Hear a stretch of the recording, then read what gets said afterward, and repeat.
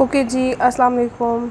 आज हम chapter number 4 के बाद जो न्यू चैप्टर स्टार्ट करने जा रहे हैं that is chapter number 1 matrices and determinants. Okay, सबसे पहले यूनिट आउटलाइंस पढ़ेंगे कि इसमें हमने पढ़ना क्या क्या है और इसमें क्या है। ठीक है बच्चे, हमेशा याद रखें आप जो भी चैप्टर है किसी भी सब्जेक्ट का पढ़ने से पहले इसमें ये चीज़ कंफर्म कर लें कि आपका चैप्टर क्या है, उसका नाम क्या है बेसिकली, और हम क्या पढ़ने जा रहे हैं। ठीक है, तो सबसे पहले फर्स्ट आउटलाइन है इसमें बताएंगे इंट्रोडक्शन टू मैट्रिसेस। सबसे पहले बताएंगे कि मैट्रिसेस है क्या, उसके बाद टाइप्स ऑफ मैट्रिसेस कौन कौन सी हैं, addition and subtraction of matrices क्या होता है, multiplication of matrices, multiplicative inverse of matrices and solution of simultaneous linear equation. ठीक है, ये सारी तो आपकी आउटलाइंस हो गई अकॉर्डिंग टू मैट्रिसेस। तो डिटर्मिनेंट्स जो है वो मैट्रिसेस का ही हिस्सा है कि किस तरह आपको पता चलेगा मैट्रिसेस क्या है, और उन्हीं के क्वेश्चन में आपको डिटर्मिनेंट्स फाइंड आउट करना है। ठीक है, ओके। तो उसके बाद ये स्टूडेंट लर्निंग आउटकम्स है, इसको भी एक दफ़ा मस्ट रीड आउट किया करें। अब हम स्टार्ट करते हैं इसकी कुछ बेसिक डेफिनेशन से। ठीक है, यहाँ पे सबसे पहले आपके पास है इंट्रोडक्शन। ठीक है, इंट्रोडक्शन से स्टार्ट करते हैं। The matrices and determinants are used in the field of mathematics, physics and statistics, electronics and other branches of science. Introduction में क्या कहा गया है कि जो matrices और determinants हैं वो यूज़ किए जाते हैं मैथ्स की फील्ड में, फिज़िक्स, स्टैटिस्टिक्स भी बेटा एक सब्जेक्ट है। जब आप 9-10 क्लियर करेंगे उसके बाद ये सब्जेक्ट आपके पास ऑप्शनल होता है कि आप फिज़िक्स पढ़ लेंगे, तो ये एक सब्जेक्ट है। Electronics and other branches of science, और साइंस की दूसरी जो ब्रांचेस हैं वहाँ पे आप जो है ना ये यूज़ कर सकते हैं। ठीक है, the matrices have played a very important role in this age of computer science. उन्होंने कहा है कि मैट्रिसेस ने बहुत अहम किरदार अदा किया है कंप्यूटर साइंस की टेक्नोलॉजी में। ठीक है, matrices have played very important role in the age of, मतलब कंप्यूटर साइंस के दौर में इसने बहुत अहम किरदार अदा किया है। उसके बाद the idea of matrices were given by Arthur Cayley, an English mathematician of 90th century who first develop theory of matrices in 1858। अब इसको बताया गया है कि ये किसने डेवलप किया था, कौन शख्स था, उसका नाम है, किस सदी में उसने किया था। 19वीं सदी में बेटा उसने किया था, जिसको बेसिकली नाम दिया गया था थ्योरी ऑफ मैट्रिसेस, और कब किया गया था, इन 1858। ठीक है, ये बच्चे हो गए इंट्रोडक्शन। अब फर्स्ट आपके पास जो कि डेफिनेशन है वो है बेटा मैट्रिक्स। ठीक है, अब मैट्रिक्स क्या होता है, फिर उसके बाद मैट्रिसेस क्या है वो हम देखेंगे। तो फर्स्ट आपके पास है ए रेक्टेंगुलर रे और a formation of collection of real numbers. यहाँ पे जो मैट्रिक्स की डेफिनेशन बताई गई है रेक्टेंगुलर रे, ये देखिएगा, ये जो आपके पास नीचे शेप बनी हुई है ये क्या है, रेक्टेंगल। ठीक है, उन्होंने कहा है रेक्टेंगुलर अरे। अरे क्या है, अरेंजमेंट। ठीक है, और अ फॉर्मेशन, अरेंजमेंट या formation of collection of real number, जिसमें कलेक्शन होगी किसकी, रियल नंबर्स। बेटा रियल नंबर्स हमारे पास जो काउंटिंग सिंपल नंबर्स होते हैं 0 1 2 3 अप टू सो ऑन, ये बेटा हमारे पास होते हैं real numbers. And then enclose मतलब फिर उसको बंद किया जाता है बाय ब्रैकेट्स। ब्रैकेट्स कौन सी, ये वाली ब्रैकेट्स। ठीक है, मैट्रिसेस को हमेशा इन ब्रैकेट्स के साथ क्लोज करेंगे, इसके अलावा और कोई ब्रैकेट यूज़ है। Is set to form a matrix. तो इस तरह ये जो आपके पास एक मैट्रिक्स बन गया है बेटा, ये है मैट्रिक्स। ठीक है, सिमिलरली अगर इस तरह आपके पास कोई है तो वो भी इज़ अनदर मैट्रिक्स, वो भी एक मैट्रिक्स है। यहाँ पे हमारे पास 1 2 3 1 2 3 और यहाँ पे 1 2 1 2। इसके बारे में फर्दर हम जब रीड आउट करेंगे मैं आपको एक्सप्लेन करूँगी कि ये दोनों में डिफरेंस क्या है। यहाँ पर मैं एक चीज़ आपको बताना चाहती हूँ, जैसे कि बेटा हमने चैप्टर का नाम पढ़ा, वहाँ पर था मैट्रिसेस। ठीक है, अगर एक आपके पास मैट्रिक्स होगा उसका जो आपके पास एक प्लूरल फॉर्म होगी वो होगी मैट्रिसेस। ठीक है, ओके। अब नीचे चलते हैं, नीचे हमारे पास है we term the real number used in the formation of matrix. We term the real number in the formation of matrix. ठीक है, एज एंट्रीज और elements of a matrix. Plural of matrix is matrices. मैं आपको यही बता रही हूँ कि यहाँ पे हमने देखा है कि जो रियल नंबर्स हमारे पास फॉर्मेशन होती है उसको मैट्रिक्स कहते हैं। ये देखिए जो चीज़ मैं आपको बता रही थी, ये नीचे है कि जब हमारे पास इसके अंदर ये जो नंबर्स लिखे जाते हैं, रियल नंबर्स भी हम इन्हें कह सकते हैं, इन्हें बेटा एलिमेंट्स और एंट्रीज भी कह सकते हैं। मैथ्स में आपकी टर्म्स क्लियर होना लाजिम है। अगर आपकी टर्म्स क्लियर नहीं होंगी तो आपको कभी भी नहीं पता चलेगा कि ये क्या है। इन नंबर्स को आप एंट्रीज कह सकते हैं और एलिमेंट्स कह सकते हैं, ठीक है। और एक मैट्रिक्स को आप मैट्रिक्स कहेंगे जब ज़्यादा मतलब 2 है ना, तो इन दोनों को हम कहेंगे कि ये क्या है, मैट्रिसेस। ओके, उसके बाद the matrices are denoted conventionally by the capital letters. एक चीज़ और है कि जो आप मैट्रिसेस लिखेंगे उन्हें हमेशा आप कैपिटल लेटर से डिनोट करेंगे, ठीक है, ऑफ द इंग्लिश अल्फ़ाबेट्स की, ठीक है। तो बच्चे ये अभी हमने मैट्रिक्स के बारे में पढ़ा है, ठीक है। ओके जी, देखिएगा अब नीचे हमारे पास है रो एंड कॉलम मैट्रिक्स। अब यहाँ पे डिफरेंस आ जाता है कि भाई रो मैट्रिक्स क्या होता है और कॉलम मैट्रिक्स क्या है, ठीक है। It is important to understand an entity of a matrix with the following formation. अब उन्होंने देखा है कि देखिए मैंने आपको यहाँ पे समझाया था कि यहाँ पे 3 3 है और ये 2 2 है। मैंने आपको बताया था कि फर्दर हम एक्सप्लेन करेंगे, ठीक है। यहाँ पे है, देखिए आपको पता है इस साइड अगर इस तरह जो लाइन ड्रा हो उसे रो कहते हैं, अगर इस साइड पे हो तो उसको मतलब क्या, यहाँ पे इस साइड पे हो तो ये रो है और इस साइड पे हो तो ये कॉलम होती है, ठीक है।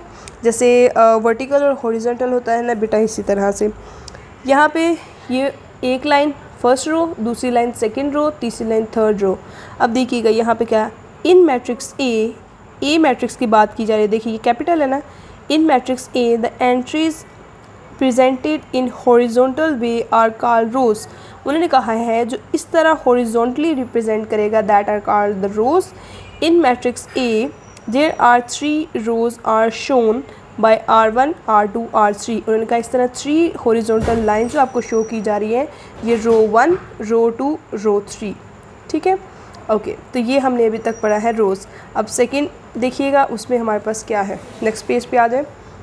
नेक्स्ट बी एक मैट्रिक्स यूज़ हुआ है और ये है in matrix B all the entries presented in vertical way. पहले हमने हॉरिजॉन्टल देखा था, अब वर्टिकल है। तो ये क्या है, vertical they are called columns. इनको हम क्या कहेंगे, कॉलम्स ऑफ मैट्रिक्स। अब उन्होंने कहा है मैट्रिक्स बी में, ठीक है, ये एक मैट्रिक्स है उसका नाम है B, has 3 columns as shown C1 C2 C3। उन्होंने कहा जैसे कि दिखाया गया है C1 C2 एंड C3 मतलब 1 2 3। और अगर देखा जाए इसकी रोज़ कितनी है, 1 2 3, तीसरा इसकी 3 रोज़ और 3 कॉलम है। ओके, यहाँ पे नीचे देखिएगा उन्होंने हमारे लिए क्या लिखा है, it is interesting to note that all rows have the same number of elements and all columns have same number of elements, but number of elements in row and columns may not be same, ठीक है। उन्होंने क्या बात की है, देखिएगा it is interesting to note, ये note करना हमारे लिए इंटरेस्टिंग होगा, that all rows have same number of elements, कि तमाम तो रोज़ हैं उसके सेम नंबर ऑफ एलिमेंट्स हैं, ठीक है। And all columns have same number of elements, और कॉलम के भी क्या है, सेम नंबर है, मतलब 3 3 3 and these are the 3s, but number of elements in rows and column may not be same. लेकिन उन्होंने कहा है कि ये नंबर ऑफ कॉलम जो है ना वो हमारे सेम नहीं हो सकते, ठीक है। एलिमेंट्स जी मतलब बात की जा रही है कि इनकी मैं बताती हूँ। यहाँ पे उन्होंने कहा है कि देखें 3 रोज़ और 3 कॉलम तो हैं, लेकिन अगर हम देखें फर्स्ट रो के नंबर हमारे पास है 2 3 5, लेकिन फर्स्ट कॉलम के नंबर है 2 0 3। उन्होंने कहा है कि इसकी एलिमेंट मतलब एंट्रीज डिफरेंट है, but number of rows and column जो है वो सेम है। क्लियर? ओके, यहाँ पे बेटा मैंने आपको सबसे पहले matrix row and column matrix को एक्सप्लेन कर दिया।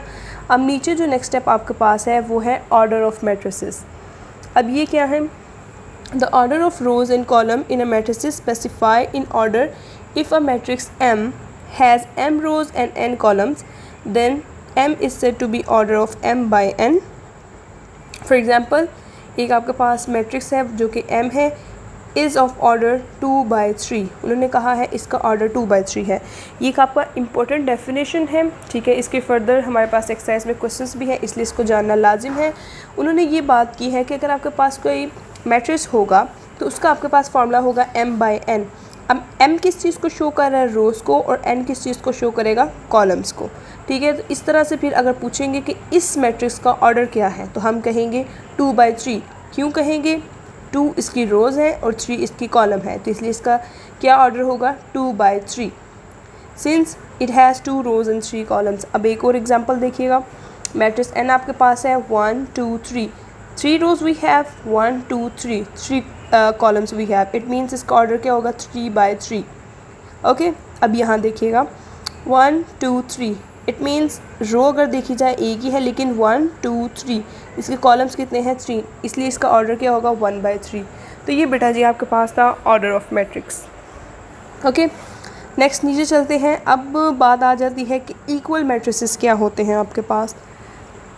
Late A and B be 2 matrices. उन्होंने कहा कि अगर सपोज करें कि आपके पास 2 मैट्रिसेस हैं ए और B, then A is said to be equal to B and denoted by A is equal to B. हम उसको उस सूरत में कहेंगे कि ए बी आपस में बराबर हैं। किस सूरत में? अब 2 सूरतें आपको दे दी है। The order of A is equal to the order of B. हमने ऑर्डर क्या पढ़ा था कि अगर रो की तादाद और कॉलम की तादाद बताना बेटा वो ऑर्डर ऑफ मैट्रिसेस होता है। उन्होंने कहा है कि अगर इसका ऑर्डर सेम होगा, मतलब इसका ऑर्डर भी अगर 2 by 2 है, इसका ऑर्डर भी 2 by 2 है, तो उसको हम क्या कहेंगे इक्वल मैट्रिसेस।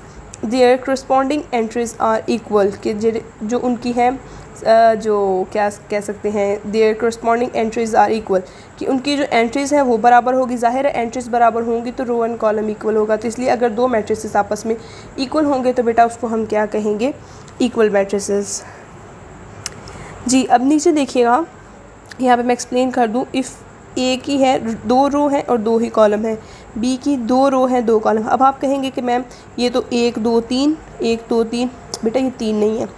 2 + 1 हम करेंगे तो वो क्या होगा 3, 4 - 2 करेंगे तो क्या आएगा 2, it means 2 rows and 2 column, it means इनके ऑर्डर ऑफ मैट्रिसेस क्या है इक्वल है। सेम इसी तरह से ये है 2 by 2 2 by 2। तो इस लिहाज से बेटा जो 2 मैट्रिसेस आपस में इक्वल होंगी उनको हम कहेंगे equal matrices. Clear? Okay now we are moving to the next topic. Okay the next we have exercise 1.1। Okay तो आज की वीडियो में ये आई थिंक काफ़ी है ये बताना। यहाँ पे मैंने आपको समझा दिया है ये क्या है। वैसे मैं एक्सरसाइज 1.1 थोड़ा गो थ्रू कर देती हूँ। Find the order of following matrices. इसमें आपने ऑर्डर बताने हैं, ठीक है।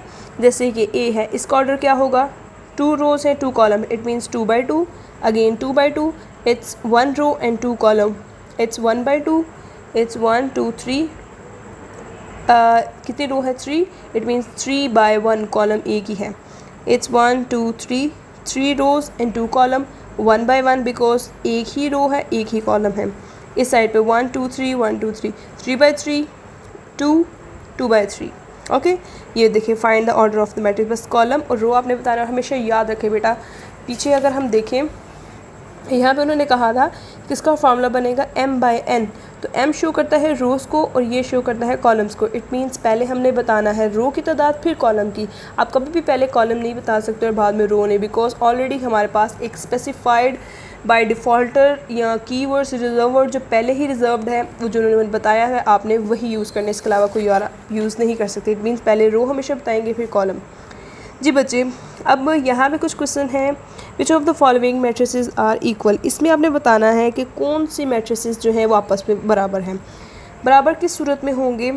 पहले आपने बेटा क्या करना है, पहले आपने इनका ऑर्डर सेम करना है, मतलब ऑर्डर सबका लिख लेना है। इसका ऑर्डर है 1 by 1, इसका है 1 by 2, इसका 5 - 2 करेंगे तो क्या आएगा 3। इट मीन्स पहले इसको सॉल्व करके फिर आपने देखना है ये के बराबर है कि नहीं। इस तरह आपने फाइंड आउट करना है which of the matrices are equal. इनके ऑर्डर लिख के जिनके ऑर्डर आपस में सेम होंगे बेटा वो इक्वल मैट्रिसेस होंगे, जिनके सेम नहीं होंगे that are not equals. Okay यहाँ पे एक ये बहुत इंपॉर्टेंट क्वेश्चन है, find the value of A B C D। ये भी मैं आपको सॉल्व कराऊंगी, लेकिन आई थिंक आज पाकिस्तान और श्रीलंका का लास्ट मैच है, मतलब final, so I will be quite busy. If I have little more time then I will upload this question. Okay otherwise अल्लाह हाफिज़ फॉर टुडे। इंशाल्लाह जब मैं नेक्स्ट वीकेंड पे या अगर मुझे बीच में थोड़ा सा टाइम मिलता है तो मैं ये क्वेश्चन की वीडियो अपलोड कर दूँगी, ठीक है। तो बच्चे यहाँ पे हमारे पास जो चैप्टर नंबर 1 था उसका सारा मैंने आपको गो थ्रू दे दिया है, ठीक है। किसी चीज़ में कन्फ्यूजन होगी तो वीडियो बैक साइड पर करके मस्त देख लीजिएगा। और ये बच्चे आपके पास एक्सरसाइज 1.1 है, लाजमी मैं ये करवा दूँगी। अगर मेरी कोशिश हुई तो मैं ये भी आपको एक दफ़ा समझा दूँगी, ठीक है। ओके जी, अल्लाह हाफिज़। दुआ में याद रखिएगा, बाकी कमेंट्स वगैरह लाजिम कर दिया करें। ठीक है, ये आपकी तरफ से एक छोटी सी एप्रिसिएशन होती है, because we are doing hard working just for you and might be for myself also. Okay, thank you. अल्लाह हाफ़िज़.